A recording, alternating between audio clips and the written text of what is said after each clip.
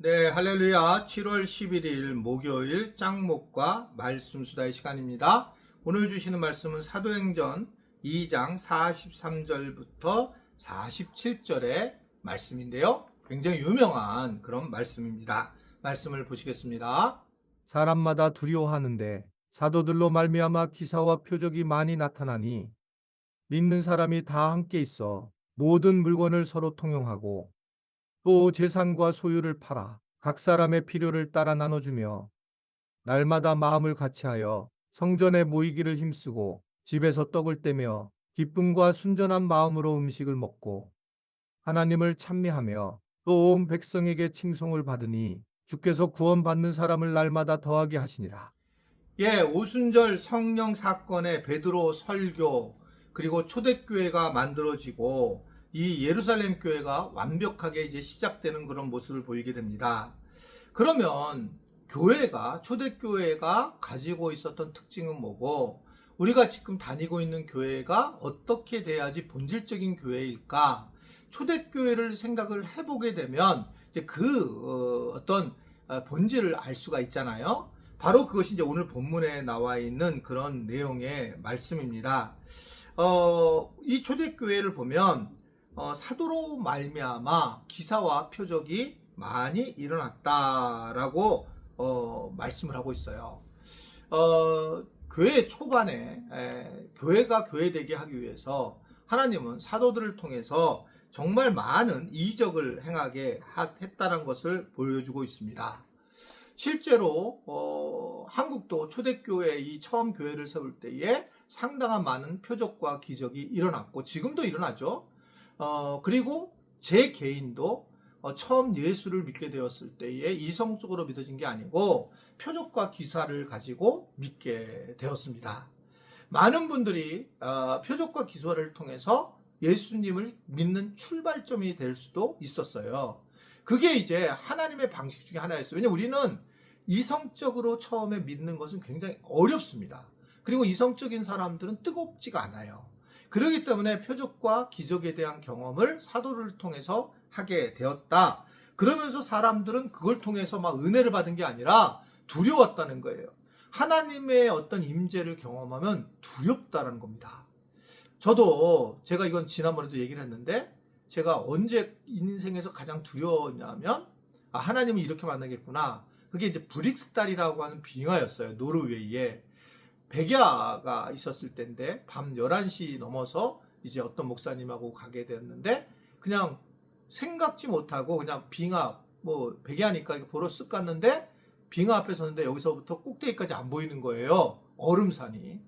그때 소름이 끼쳤어요. 하나님 앞에서 감당할 수 없는 위치에 쓸 수밖에 없고 이 어둠이 있잖아요. 아직 백야니까 그런 과정에서 있는 그 빙하는 저를 위협하고 두려움을 주기 충분했다는 거죠. 그러니까 사실은 어떻게 보면 하나님 앞에 가면 우리는 벌벌 떨 거라고는 생각이 들어요. 두려움이 이게 뭐 상상할 수 없을 거라고 생각해요. 우리의 생각하고는 어떻든 우리의 생각을 완전히 벗어날 겁니다. 그러니까 이게 계속적으로 이 욥에서도 계속 드러난 것은 하나님을 그 이치에 그 어떤 맞지 않는 걸로 이렇게 말하는 사람이 누구냐라고 우리 하나님 말씀하시는 것처럼 굉장히 우리가 생각한 훨씬 더 큰 하나님으로 드러나게 될 거라는 것을 이야기를 하고 있어요. 그리고 교회가 또 하나 뭐 했습니까? 믿는 사람들이 다 함께 있어서 모든 물건을 서로 통용했다. 그래서 이게 칼 막스는 이것의 이론을 가지고 공산주의를 세웠다고 얘기를 하죠. 그래서 모든 물건을 통용했다. 그렇게 이제 이 사도행전 말씀을 가지고 했는데 모든 사람은 그래서 하나가 되고 자기 물건보다는 결국은 하나의 물건을 가지고 나눠야 한다라고 하는 것을 이야기를 하는 겁니다. 그래서 여기도 보면 재산과 소유를 팔아 각 사람의 필요에 따라 나누어줬다 이런 얘기를 하는 겁니다. 그러면 기독교와 이 공산주의 차이는 뭘까? 기독교는 죄인이라는 그 부분이 있어요. 이렇게 통용을 하게 되었는데 각자들 안에 죄성이 있다는 걸 기독교는 인정하는 거죠. 그래서 이게 이루어질까라고 할 때에 최선을 다해서 이렇게 해 나가지만 각자 개인의 욕심을 또 인정할 수밖에 없는, 개인의 어떤 디자이어를 인정할 수밖에 없는 게 기독교의 모습이고 저도 교회의 모습이라고 생각해요.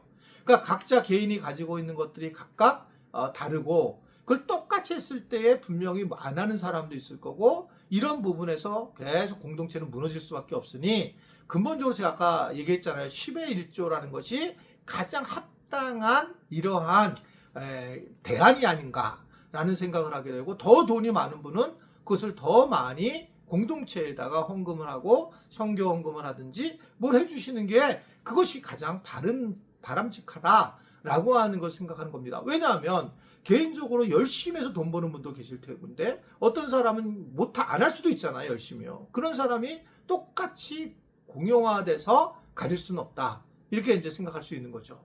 어떤 분은 이제 그래서 뭐 그런 얘기를 해요. 뭐 장 목사님은 좋겠다. 교회가 많이 성장해서. 근데 정말 우리 교회들한테만 들은 얘기지만 속으로 저는 그렇게 생각하는 거예요.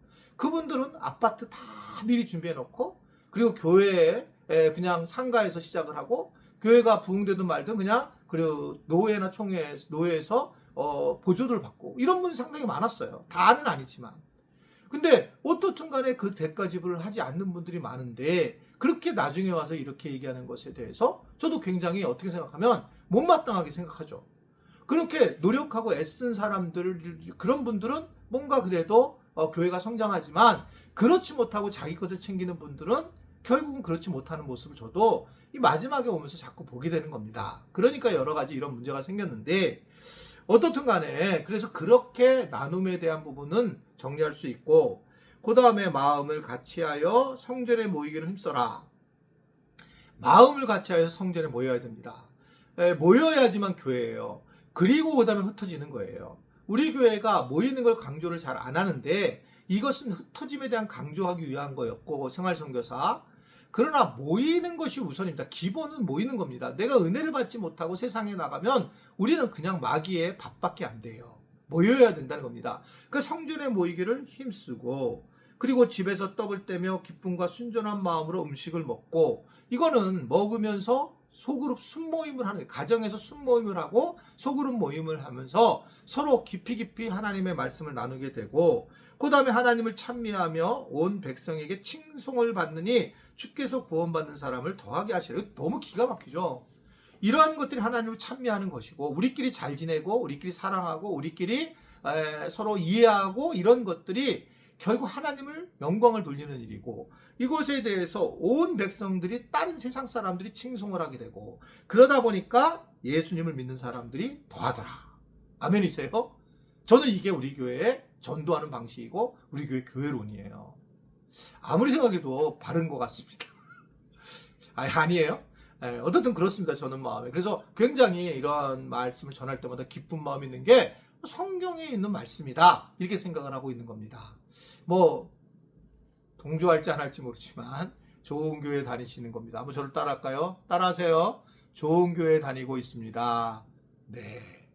안 하신 분도 계시네요. 기도하겠습니다. 하나님, 우리가 바른 교회의 관을 갖고 교회를 세워나가게 하신 것은 주님의 은혜인 줄로 믿습니다. 초대교회처럼 우리 교회가 조금 더욱더 하나가 되고 모이기도 힘쓰고 흩어지기에도 힘쓰는 그런 영향력이 있는 교회, 성경이 말하고 있는 그런 초대교회 모습이 더욱더 되도록 은혜 베풀어 주옵소서. 예수님의 이름으로 기도드리옵나이다. 아멘.